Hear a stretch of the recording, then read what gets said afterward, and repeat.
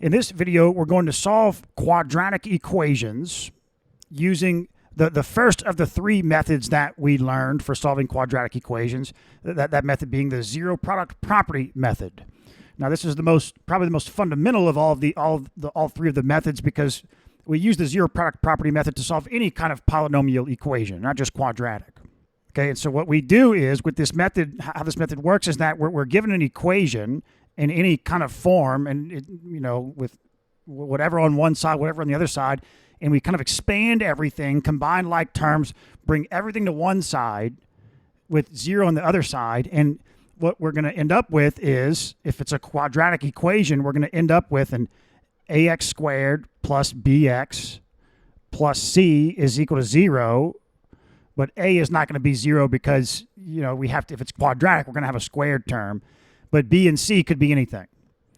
And then from there, what we do is we factor this polynomial here using the factoring methods that we learned in pre-algebra. And what we'll end up with is a product of these different factors. A, B, C. A, B, and C are any expression. And what would solutions to this equation are, you can set A is equal to 0, B is equal to 0, and C is equal to 0, and solve for the x, or the variable. And because these are factors, they're going to be simpler than the original quadratic, so they're going to be linear, actually, and so we can solve those and get the solutions. So that's the zero product property method. All right, now remember, a quadratic equation it's a polynomial equation where each term, the total degree of each term, is 2 or lower.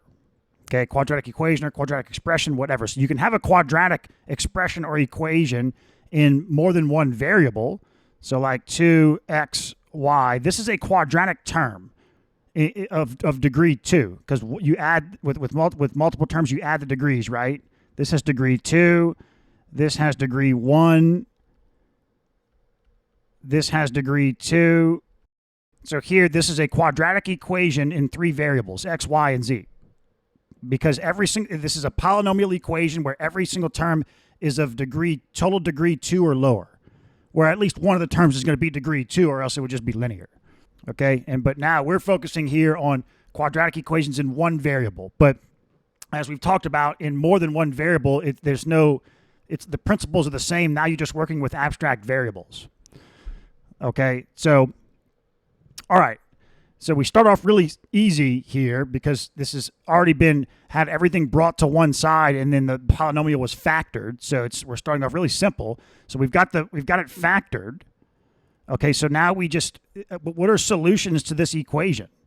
Well, it's whatever x values are going to make this side equal 0, because that's a solution to an equation. You plug an x value in to both sides of the equation, simplify, and if you get the same number on both sides, that's a solution.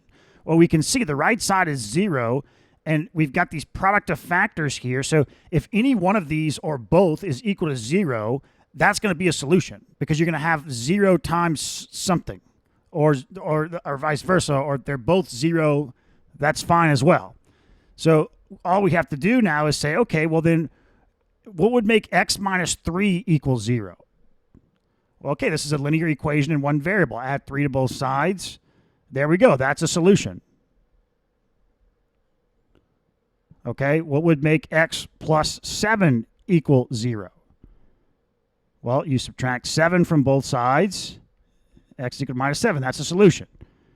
Now, as far as checking your solutions, like do we have to check to see if there's some sort of domain issues? Or, well, no, this is like the quadratic equations. Any polynomial equation is going to work like a linear equation, in the sense that if you didn't mess up any of the math, then all the answers you get are going to be valid. And you can think about why that is. One of the reasons why that is because there's no dividing by 0 here. There's no even root radical. But another reason is we didn't have to like multiply or divide both sides by a variable expression. So we have to think about, what if it was 0? That's another reason. But then another reason is that, so if we ever like do something like square both sides, well, that process of squaring can kind of mess up, can result in getting wrong solutions. And so we'll talk about that later. But yeah, with quadratic equations, any kind of polynomial equation, if you using the methods that the techniques, mainly the zero product property method for any kind of polynomial equation, every solution you get, if you didn't make any math errors, that's going to be the correct solution. But it's still good practice to check. So if we plug in 3 minus 3 is 0, 7 plus 3 is 10, 0 times 10 is 0. Plug in minus 7 minus 3 is minus 10 times 0 is 0. Okay, so this is quadratic, we can see. So let's bring everything to one side. We want to solve it using the zero product property method. And now we're going to factor this. So 8 times 3 is 24. So we've got, let's see, plus, plus 8. And then n minus 3. Yeah, so there we go. So we can see n plus 8 is equal to 0. Would if that's the case, that we have a solution. So n is equal to minus 8. And then also if n minus 3 is equal to 0, then we have a solution. So that means n is equal to 3. So both of these are solutions. Okay, yeah, here's an example where we look at this and just looking at it, we might not be exactly sure what we have, what kind of equation this is. So with an equation, if you don't know what you're dealing with, it's going to be good practice, we're going to see, to kind of expand everything out, distribute everything out, expand it, combine like terms, and bring everything to one side. So if we do that, we get, so 8t squared plus 24t is equal to 2t minus 5. Okay, if we subtract 2t from both sides, we get 8t squared plus 22t is equal to minus 5. Okay, now we add 5 to both sides, and we get 8t squared plus 22t plus 5 is equal to 0. So yeah, now we can see clearly that we have a quadratic equation. So let's solve it using the zero product property. So we have 8 times 5 is 40. So 20 times 2 is 40. There we go. So let's do 8t squared plus 2t plus 20t plus 5 is equal to 0. Okay, let's factor out a 2t here. So we've got 4t plus 1. Now let's factor out a 5 here, and we've got 4t plus 1. There we go. So we've got 2t plus 5 times 4t plus 1 is equal to 0. Okay, so now we just need to set, okay, what is, if we set 2t plus 5 equal to 0, what do we get? 2t is equal to minus 5. T is equal to minus 5 halves.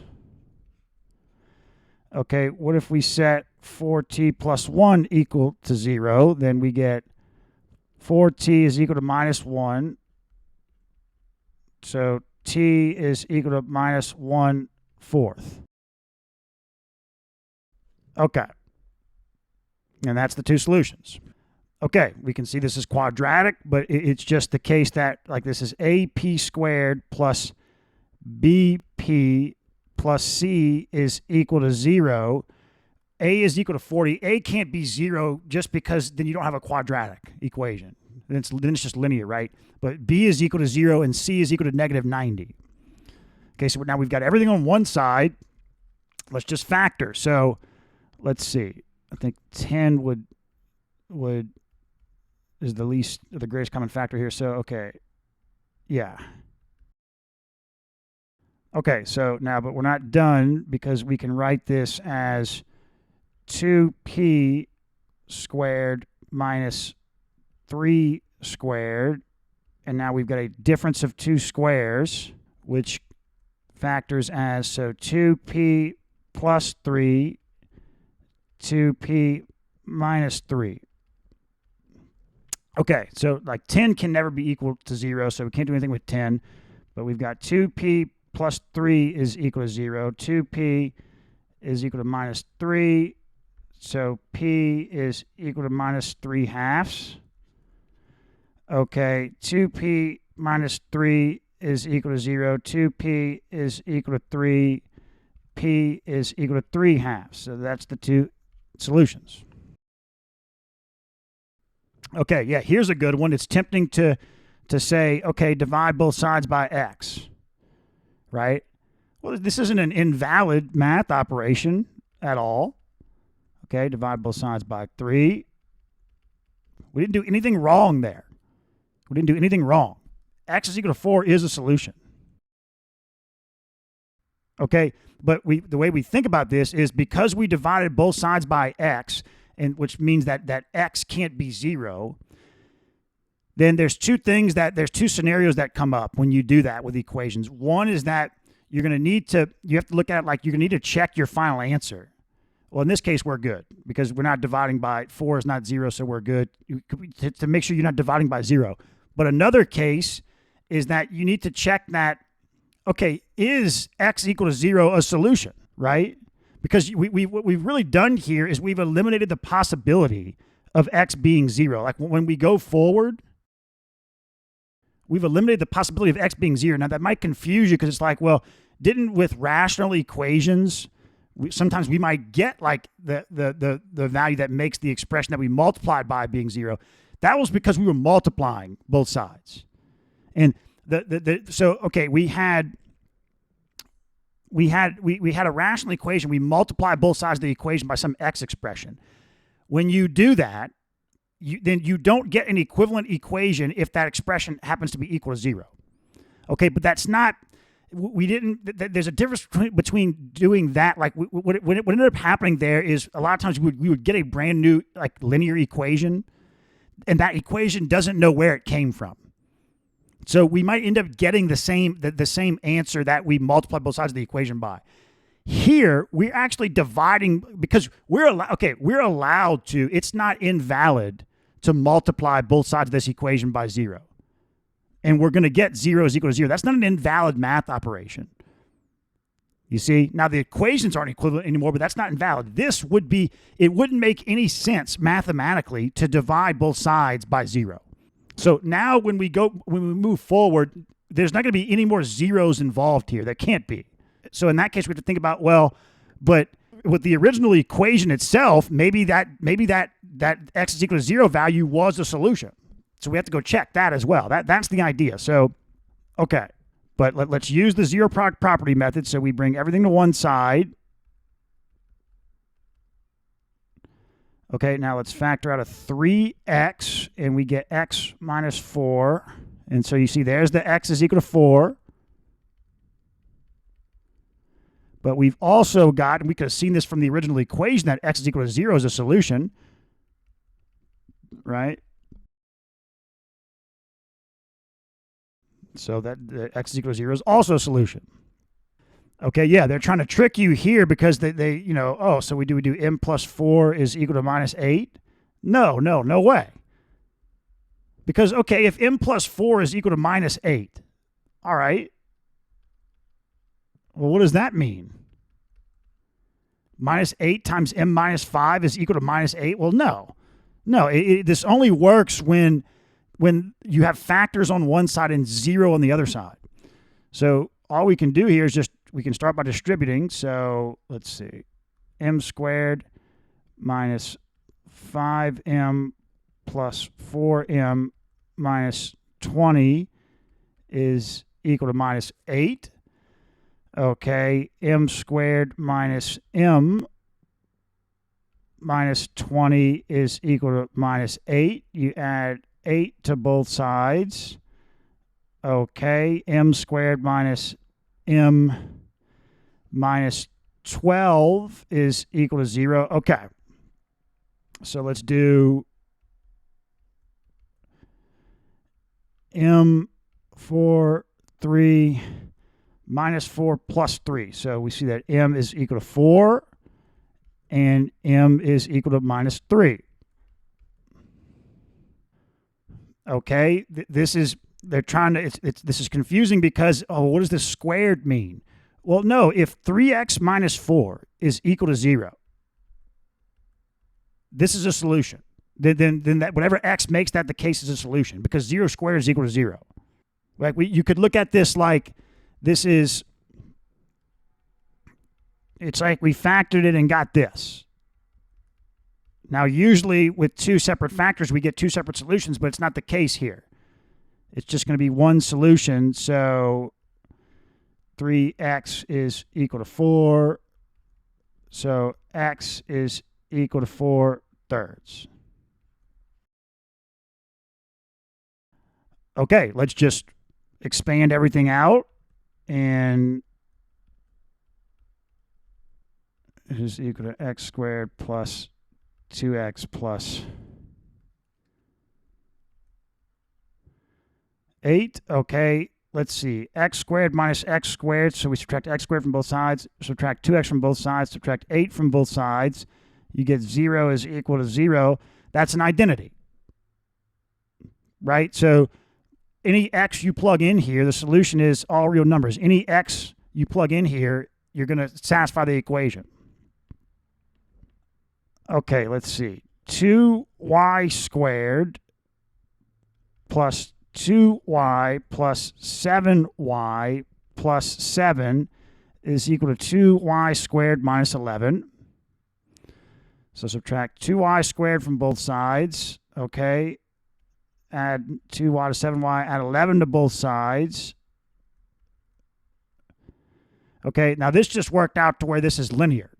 So we could do the zero product property with any polynomial equation. We could solve linear equations this way if we wanted to. So yeah, there it is. Y plus 2 is equal to 0. Y is equal to minus 2. There's only going to be one solution in this case because of the way the equation worked out.